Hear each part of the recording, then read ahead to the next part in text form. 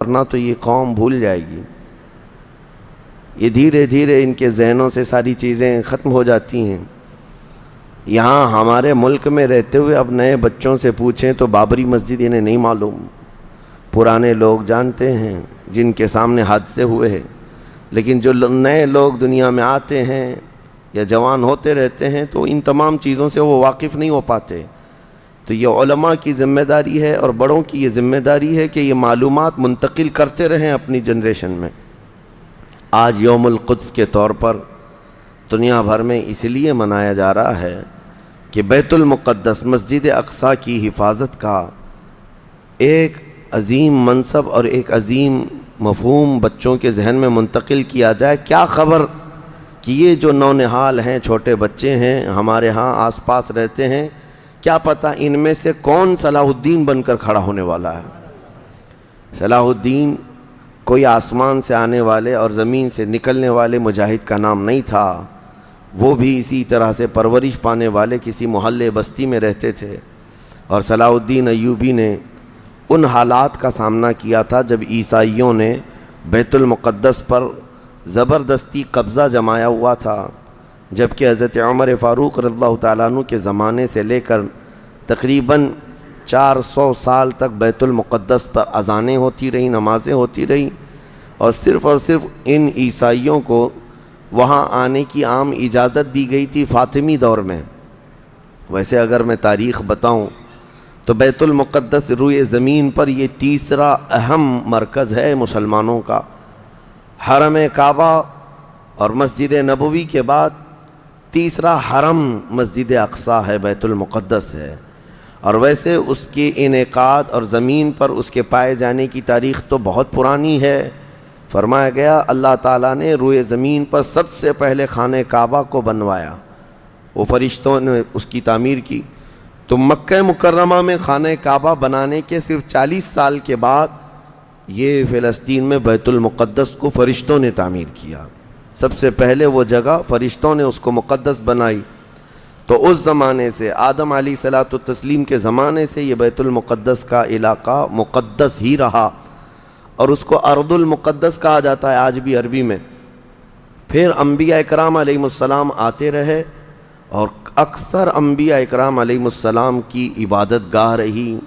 بنی اسرائیل کے تقریباً انبیاء اکرام بیت المقدس کو ہی اپنا مسکن بنائے ہوئے تھے، اپنا وطن بنائے ہوئے تھے۔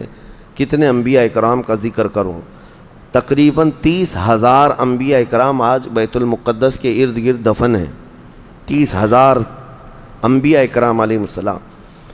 اور اولو العزم پیغمبروں میں حضرت سیدنا ابراہیم علیہ السلام وہیں پر ہیں، آپ کے بیٹے حضرت اسحاق علیہ السلام وہیں ہیں، ان کے بیٹے حضرت یعقوب علیہ السلام وہیں ہیں، پھر موسیٰ علیہ السلام وہیں ہیں، اور اس کے علاوہ زکریا علیہ السلام، داؤد علیہ السلام، سلیمان علیہ السلام، جلیل القدر انبیاء کرام سب بیت المقدس میں ہیں۔ تو یہ بیت المقدس اس لیے بھی اہمیت کا حامل ہے کہ مسلمانوں سے پہلے یعنی انبیاء کرام علیہ السلام کے دور میں یہ مرکز رہا، قبلہ رہا اکثر امتوں کا۔ تو یہودی جو ہے چونکہ ان انبیاء کرام کے فالوورز میں آتے ہیں، حضرت ابراہیم علیہ السلام کے، حضرت اسحاق اور حضرت یعقوب علیہ السلام کے، تو ان کے لیے بھی یہ مقدس تھا۔ اور پھر مزے کی بات یہ ہے کہ حضرت بی بی مریم کی ساری تربیت جو ہے بیت المقدس کے اندر ہوئی، جیسے کہ آپ نے تفسیر میں سماعت کیا ہوگا۔ اور پھر جب وہ جوان ہوئیں تو حضرت عیسیٰ علیہ السلام کی ولادت بھی بیت المقدس سے قریب میں ہوئی ہے۔ حضرت عیسیٰ علیہ السلام پیدا وہاں ہوئے، اور حضرت عیسیٰ علیہ السلام نے بھی تبلیغ کا مرکز اسی کو بنایا، بیت المقدس کو بنایا۔ تو دنیا کے پرانے مذاہب میں، پرانے دین میں یہودیت جو ہے ان کے لیے بھی وہ مقدس ہے، عیسائی جو ہیں ان کے لیے بھی وہ مقدس ہے، پھر اسلام کے لیے اس لیے بھی مقدس ہے کہ اصل ابراہیم علیہ السلام کے دین پر اب نہ یہودی باقی رہے نہ عیسائی باقی رہے، بلکہ صرف مسلمان باقی رہے، کیونکہ ابراہیم علیہ السلام نے شرک اور کفر کی تعلیم نہیں دی تھی، وہ تنہا اللہ رب العزت کے موحد تھے، اللہ کی وحدانیت انہوں نے اس وقت پھیلائی، اور اس دین پر آج کوئی قائم ہے تو وہ مسلمان ہے۔ تو انبیاء اکرام علیہ السلام کے وارثین بھی یہ امت محمدیہ ہیں پچھلے انبیاء کے. اور اس کے علاوہ ایک عظمت والی چیز یہ ہے کہ جب میرے آقا صلی اللہ تعالیٰ علیہ وسلم اعلان نبوت فرمائے اور تقریباً نمازیں فرض ہوئیں تو نمازوں میں بھی تقریباً 17 مہینے تک حضور صلی اللہ علیہ وسلم اور صحابہ نے بیت المقدس کی طرف منہ کر کے نمازیں ادا کیں. اس اعتبار سے ہمارا پہلا قبلہ وہی ہے، پہلا قبلہ جس کو قبلہ اول کہا گیا ہے. پھر حضور کی خواہش پر قبلہ بدل دیا گیا، خانہ کعبہ قبلہ ہو گیا ہمارا. اور ایک بڑی اہمیت اس بیت المقدس کی یہ بھی ہے کہ جب نبی اکرم صلی اللہ تعالیٰ علیہ وسلم معراج کی شب تشریف لے جا رہے تھے رب ذوالجلال کی ملاقات کے لیے، تو جبرائیل امین کے نے براق کی سواری کو حرم سے لے کر سب سے پہلے جہاں پر اتارا تھا وہ بیت المقدس ہے. بیت المقدس جہاں پر آج بھی وہ جگہ باقی ہے جہاں رسول کریم صلی اللہ تعالیٰ علیہ وسلم کی سواری براق کو باندھا گیا تھا، اور حضور نے اندر جا کر 1,24,000 کم و بیش نبیوں کو حضور نے امامت فرمائی تھی. یہ وہ بیت المقدس ہے جہاں سارے نبیوں نے میرے نبی کا خطبہ پڑھا تھا معراج کی شب. اور اس کے بعد رسول اقدس صلی اللہ تعالیٰ علیہ وسلم وہاں سے آسمانوں کا سفر کیے. تو بیت المقدس مسلمانوں کے لیے اس لیے بھی اہم ہے کہ میرے آقا کی امامت گاہ بھی ہے اور ہمارا قبلہ بھی ہے. اب یہ زمانے میں چلتا رہا، جب حضور اکرم صلی اللہ تعالیٰ علیہ وسلم کا دور تھا ظاہری زندگی کا، اس وقت بیت المقدس پر عیسائیوں کا ہی قبضہ تھا. ہم یہ بتاتے ہیں عیسائیوں کا، لیکن عیسائیوں نے کہاں سے قبضہ کیا تھا؟ وہ تو یہودیوں سے حاصل کیا تھا. یہودیوں کو مارتے تھے. اتنی خطرناک جنگیں ہوتی تھیں عیسائیوں میں اور یہودیوں میں کہ بیت المقدس میں خون خرابہ یہ آج کی تاریخ نہیں ہے، بہت پرانی تاریخ ہے. ٹائٹس نام کا ایک عیسائی بادشاہ جس نے پورے بیت المقدس کی اینٹ سے اینٹ بجا دی تھی، اور اس نے جتنے یہودی وہاں پر آباد تھے سب کو قتل کروا دیا تھا. پھر عیسائیوں کا قبضہ ہوا تھا. کتنے بڑے بڑے عیسائی بادشاہ آئے اور انہوں نے وہاں پر سوائے ظلم کے اور کچھ نہیں کیا بیت المقدس میں. یہ تو ان کی تاریخ چلتی تھی عیسائیوں کی، یہودیوں کی. یہودیوں سے کئی مرتبہ بیت المقدس لے لیا گیا اور عیسائی جھنڈا وہاں لہرایا گیا. کئی 100 سال تک عیسائیوں نے یہودیوں کا داخلہ بھی بند کر رکھا تھا کہ کوئی یہودی پھٹکنے بھی نہ پائے. بیت المقدس تو چھوڑیں، یروشلم میں فلسطین میں کسی یہودی کی انٹری نہیں تھی. عیسائیوں کا جب غلبہ تھا تو یہ کئی زمانے تک چلتا رہا. اصل یہاں پر کیا تھا وہ میں آپ کو بتا دوں. یہ بیت المقدس کا مسئلہ آپ کو سمجھنا اس لیے بھی ضروری ہے کہ آج پوری دنیا میں یہ ایک سب سے بڑا ایشو کیوں ہے. اس کی بنیاد یہ ہے کہ حضرت آدم علیہ السلام کے بعد سے وہ جگہ مقدس تھی، فرشتوں کی تعمیر کی ہوئی. لیکن جب حضرت داؤد علیہ السلام تشریف لائے تو آپ نے، چونکہ آپ کی حکومت تھی اس وقت، آپ بادشاہ تھے، آپ نے ایک مسجد تعمیر کرنے کا حکم دیا. لیکن آپ کے زمانے میں وہ کام نہ ہو سکا تو اپنے بیٹے حضرت سلیمان علیہ السلام کو انہوں نے حکم دیا. سلیمان علیہ السلام بادشاہ بھی ہوئے اور داؤد علیہ السلام کی کرسی پر بھی فائز ہوئے، اور وہ نبی بھی تھے، رسول بھی تھے، امت بھی تھی آپ کی. اور سلیمان علیہ السلام کو تو اللہ تعالیٰ نے ایسی طاقت دی تھی کہ وہ ہواؤں پر بھی حکومت کرتے اور جنات پر بھی حکومت کرتے. تو سلیمان علیہ السلام نے کام شروع کیا. یہ وہ جگہ تھی جہاں موسیٰ علیہ السلام عبادت کیا کرتے تھے. اس جگہ پر سلیمان علیہ السلام نے ایک مسجد بنانے کا حکم دیا اور یہ جنات بنانا شروع کرتے ہیں. اس کا ذکر قرآن پاک میں بھی موجود ہے. حضرت سلیمان علیہ السلام نے جب پورا ڈیزائن دیا کہ اس طرح سے بننا ہے تو پھر جنات تعمیر کرتے رہے اور جنات اتنا خوف کھاتے تھے سلیمان علیہ السلام سے کہ وہ ایک لمحہ بھی حضرت سلیمان علیہ السلام سے غافل نہیں ہوتے یا حکم عدولی نہیں کرتے. ہوا یہ کہ کام ابھی کمپلیٹ نہیں ہوا تھا کہ سلیمان علیہ السلام کا انتقال ہوا تو جنات بھاگ جاتے. لیکن اللہ کی مصلحت، حضرت سلیمان علیہ السلام لکڑی لے کر یوں کھڑے رہتے تھے، اپنا عصا لے کر کے کھڑے رہتے تھے اور کام دیکھتے رہتے تھے. جب تک سلیمان علیہ السلام کھڑے ہیں تیزی سے جنات بڑے بڑے پتھر لاتے تعمیر کرتے رہتے تھے. انتقال ہوا سلیمان علیہ السلام کا اور آپ ایسے ہی کھڑے رہ گئے، آپ کے کھڑے کھڑے وفات ہوئی ہے۔ اور اس طرح سلیمان علیہ السلام کی وفات کو سالوں گزر گئے، لیکن آپ وہاں سے ہٹے نہیں، کیونکہ کام چل رہا تھا۔ قرآن میں ہے، اللہ تعالیٰ فرماتا ہے جب لکڑی کو دیمک کھا گئی، کتنے سال گزر گئے ہوں گے، حضرت سلیمان علیہ السلام یوں ہی کھڑے تھے۔ اور عام دوسرے لوگوں کی موت تو چھوڑو، نیند میں کھڑا ہو کر کے دکھائے، وہ اللہ کے نبی تھے کہ انتقال کے بعد بھی وہ کھڑے رہے۔ روایتوں میں ہے کئی سالوں تک، دسیوں سالوں تک آپ کھڑے رہے، اور اس کے بعد دیمک کھا گئی لکڑی کو تو لکڑی ٹوٹ گئی، تب سلیمان علیہ السلام زمین پر آ گرے۔ جنات اسی وقت جان گئے کہ یہ تو انتقال کر گئے ہیں، تب تک بیت المقدس کا کام کمپلیٹ ہو گیا تھا، جنات بھاگ گئے سب۔ یہ تعمیر، اس کو اصل میں بیت المقدس نہیں کہا جاتا تھا اس وقت، یہ ہیکل سلیمانی، یہ یہودیوں کے عقیدے کے اعتبار سے فرسٹ ٹیمپل ہے، پہلا مندر یا پہلی مسجد جو بھی ہے مقدس تھی۔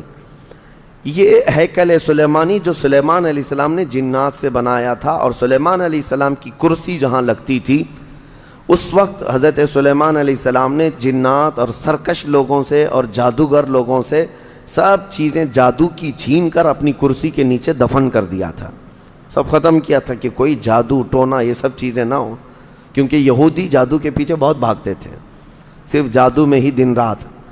آپ نے سب دفن کیا، اور اس کے بعد آپ کے انتقال کے بعد سالوں بیتے اور اسی طرح سے رہے۔ لیکن پھر یہ ہیکل سلیمانی کو ایک بادشاہ آیا جو عراق کا رہنے والا تھا، اس کی یہودیوں سے دشمنی تھی، اس نے ایسا حملہ کیا کہ پورے ہیکل کو توڑ ڈالا، یعنی جو جنات کا بنایا ہوا تھا اس کو مکمل طور سے مسمار کر دیا، ایک دیوار باقی رہ گئی، ایک دیوار باقی رہ گئی، جہاں جا کر کے آج یہ یہودی روتے ہیں، دیوار گریا اس کو کہتے ہیں، وہ اس زمانے کی ایک باقی رہ گئی، باقی پورا ہیکل گرا دیا۔ زمانہ بیت گیا، یہودی اس بات پر روتے رہے کہ ان کو مارا گیا، قتل کیا گیا، پھر عیسائیوں کا اس پر قبضہ رہا، پھر عیسائیوں سے یہودیوں نے ایک بار پھر حاصل کیا، پھر دوبارہ یہ ٹائٹس کے زمانے میں عیسائیوں نے مار کر کے پورے یہودیوں کو خون کر دیا، اور پھر بیت المقدس کچھ نہیں تھا، ایک دیوار تھی، ایک دوسری وہاں پر ایک چھوٹی سی عمارت بنائی گئی، اس عمارت کو یہ سیکنڈ ٹیمپل کہتے ہیں، سیکنڈ ٹیمپل، یہ دوسرا مندر، اور اسی کو عبادت گاہ بنا کر چلتے رہے۔ زمانہ بیتا، یہاں تک کہ حضور صلی اللہ تعالیٰ علیہ وسلم کی نبوت کا اعلان ہوا، پھر اس کے بعد 23 سال گزرے، پھر آپ کی وفات کے بعد صدیق اکبر کا زمانہ آیا، پھر سیدنا عمر فاروق کا زمانہ آیا۔ تقریباً یہ 26-28 ہجری کی بات ہے، حضرت عمر کے دور میں۔ پھر حضرت عمر فاروق کے دور میں جو فتوحات ہو رہی تھی، اسلام پھیلتا جا رہا تھا، تب صحابہ کے ایک لشکر کو حضرت عمر نے فلسطین بھی بھیجا، جس میں حضرت ابو عبیدہ بن جراح بھی تھے۔ تو ان صحابہ نے اس چھوٹے سے لشکر کو لے کر فلسطین کا معرکہ ایسا سر کیا کہ یہ عیسائی سب جان چکے تھے حالات کیا چل رہے ہیں، سیرنڈر ہو گئے اور کہا ہم جو ہے یہ بیت المقدس کی ساری چابیاں آپ کے حوالے کرتے ہیں، لیکن ایک شرط ہے کہ ہم آپ کے ہاتھ میں نہیں دیں گے بلکہ مسلمانوں کے امیر المومنین کے ہاتھ میں دیں گے، وہ آئیں ہمارے پاس۔ تو وہاں جو صحابہ تھے انہوں نے خط لکھ کر بھیجا حضرت عمر کو، حضرت عمر مدینے میں تھے، کہا ٹھیک ہے میں آ رہا ہوں۔ قبلہ اول مسلمانوں کے ہاتھ میں تھا، بیت المقدس آ رہا تھا، سیدنا عمر فاروق مدینے سے چل پڑے، ایک غلام کے ساتھ نکلیں اور ایک سواری ہے، ایک خچر ہے، اور دونوں بھی کس انداز سے جا رہے ہیں، ایسا امیر المومنین جس کے رعب سے قیصر و کسریٰ کانپتے تھے، لڑائی کی کسی کے اندر مجال نہیں تھی، وہ ایک خچر کے سواری پر اتنا لمبا سفر طے کر رہے ہیں، وہ بھی غلام سے یہ طے کر رکھا ہے 1 میل میں بیٹھوں گا، 1 میل تو بیٹھنا، ہاں تو رسی پکڑ کے چلے گا 1 میل تک، اور اس کے بعد جب تو بیٹھے گا تو میں رسی پکڑ کے چلوں گا 1 میل تک، اس طرح سے تو سفر طے کیا۔ جب فلسطین پہنچ رہے تھے اور اس وقت لوگوں میں خبر تھی کہ امیر المومنین آ رہے ہیں، تو لوگ دیکھنے کے لیے شہر سے بھاگے بھاگے باہر آئے، اتفاق ایسا کہ اس وقت خچر گھوڑے پر بیٹھنے کی باری غلام کی تھی اور نکیل رسی حضرت عمر کے ہاتھ میں تھی.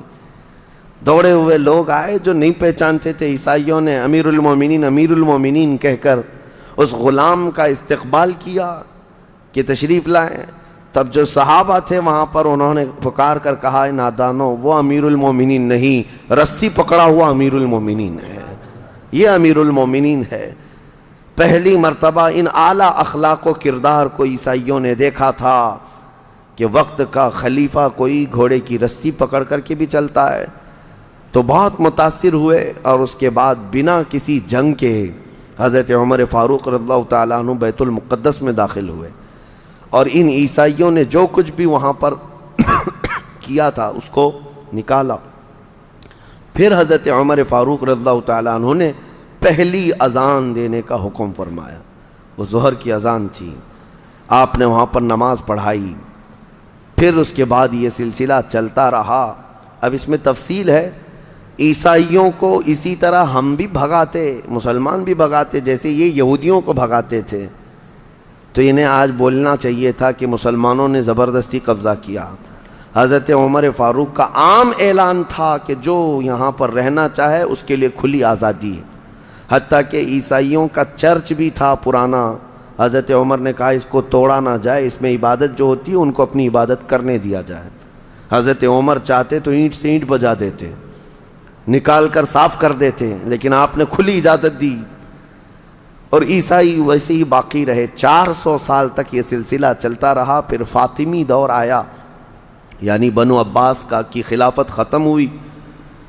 فاطمیوں کا غلغلہ تھا، انہوں نے خلافت سنبھالی لیکن وہ مضبوط نہیں تھے. کمزور خلیفہ آئے جس کی وجہ سے صلیبی طاقتیں جتنی بھی تھیں سب آ کر کے اس خلیفہ پر قبضہ جما لیا اور بیت المقدس میں اجازت پہلے مانگ لی کہ ہمیں آنے جانے کی اجازت دی جائے. جب آنے جانے کی اجازت مل گئی تو پورے علاقے پر زبردستی غاصب قبضہ کر کے وہاں سے سارے مسلمانوں کو ختم کر دیا. بہت مسلمانوں کا قتل کیا. فلسطین کی سرزمین یہودیوں کے قتل سے بھی بھری ہے، مسلمانوں کے قتل سے بھی بھری ہے، اور یہودیوں نے عیسائیوں کا بھی قتل کیا ہے. لیکن مسلمانوں کا قتل عام کر کے یہ زبردستی فائز ہوئے ہیں کس پہ؟ بیت المقدس پر. یہ قبضہ جو ہے 87 ایئرز تک چلتا رہا، 87 سال تک. یہ اس وقت کا المیہ تھا کہ مسلمان خلیفے تھے، گورنر تھے، بہت سارے حکمران تھے، رونا روتے تھے لیکن کوئی آگے بڑھنے کو تیار نہیں تھا. کردستان کا ایک شہزادہ صلاح الدین ایوبی جو نور الدین زنگی کے شاگرد تھے اور ان کی فوج کے سپاہی تھے، ان کو یہ روزانہ خبریں تھی کہ بیت المقدس میں سب کچھ اجاڑ دیا گیا ہے، مسلمانوں کی اذان بند ہے، وہاں نہ جمعہ کا خطبہ ہو سکتا ہے نہ ہی عبادت کے لیے وہاں پر نماز پڑھی جا سکتی ہے. ایک دن گزر رہے تھے، انہوں نے ایک لکڑی کا ممبر بنوایا اور پھر عزم کر لیا کہ یہ ممبر میں بیت المقدس میں رکھ کر کے رہوں گا اور اس سے خطبہ دیا جائے گا. وہ ان کا عزم تھا اور اس پر لے کر کے چلتے رہے. تقریباً آپ نے 17 جنگیں لڑی ہیں، 17 جنگیں لڑی. اور صلاح الدین ایوبی کو جو درپیش مسائل تھے وہ کہا گیا ہے کہ پہلے تو انہوں نے جو روڈ میپ بنایا تھا اس حساب سے ان کو 2 سال کے اندر یہ جنگوں میں فتح کر لینا تھا. 2 سے 4 سال کے اندر ان کے دماغ میں یہ تھا کہ بیت المقدس کو میں حاصل کر لوں گا.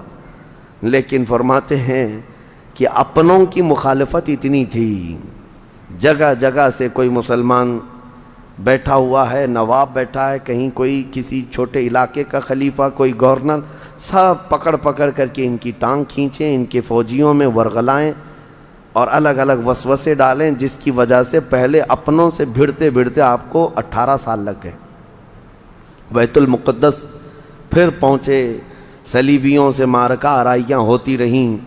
پھر وہ 87 سال کے بعد صلاح الدین ایوبی نے دوبارہ بیت المقدس کو ان عیسائیوں سے پاک کیا اور آپ نے وہ ممبر وہاں پر لگایا اور تاریخی خطبہ عطا کیا تھا.